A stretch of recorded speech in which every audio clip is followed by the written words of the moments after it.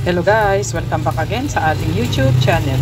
So for today's video ay magluluto tayo ng kinamatisang manok. Kaya ito na guys yung ating manok. Na linisan na natin ito. Ayan guys. At ito naman yung ating mga ingredients o mga gulay. Ito yung ating bawang, sibuyas, kamatis, gabi, repolyo, meron tayong siling haba at saka okra. One eternity later. Start na tayo guys sa ating pagluluto. Kaya maglalagay na tayo guys ng mantika sa ating kawali. Lagay na natin guys yung ating bawang at mainit na yung ating mantika.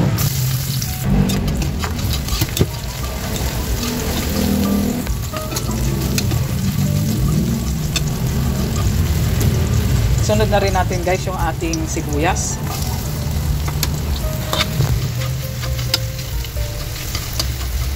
Sunod na natin guys itong ating mga kamatis.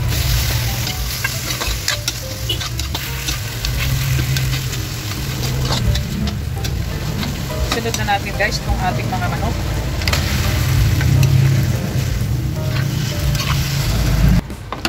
Bago natin makalimutan guys, hindi tayo pala nakapaglagay ng luya sa ating kinamatisang manok. Kaya tayo ay magigisa muna ng luya. Ito guys.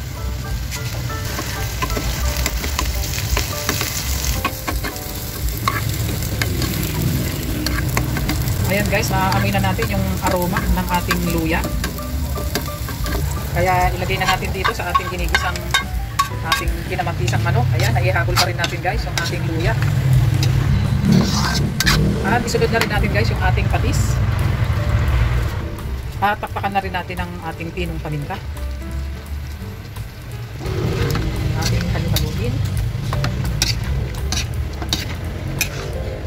At ito guys ay ating siya munang tatakpan para manikot yung ating mga nilagay na ingredients sa ating manok. Ating halu-haluin guys para hindi manikit yung ating manok sa ating kawali. At ilalagay na rin natin guys itong ating gabi para maluto na rin. At ito guys ay ating siya munang tatakpan ulit.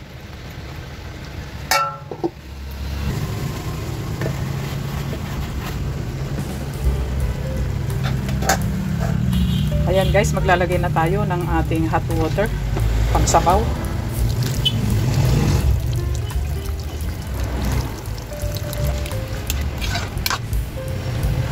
Ayan guys, tatakpan ulit natin para mabilis kumulo. Check natin guys yung ating niluluto. Tingnan natin yung ating gabi kung luto na. Ayan guys, nahahati na ng ating sandok. At i-mash nga natin para lumapot yung sabaw ng ating kinamatisang manok. Ayan. Ang ganda ng kulay ng ating niluluto. Ayan guys. At ilagay na rin natin yung ating okra. Ayan. At ganoon din yung ating repolyo. Hindi natin lahat inilagay yung repolyo guys dahil sobrang dami. At ganun din yung ating sili. Ayan. At tinikman ko to guys kanina ay okay na yung kanyang timpla. Ayan. Kaya takpan ulit natin para mabilis maluto yung ating mga gulay. Wow. Ayan na guys yung ating kinamatisang manok. Ayan.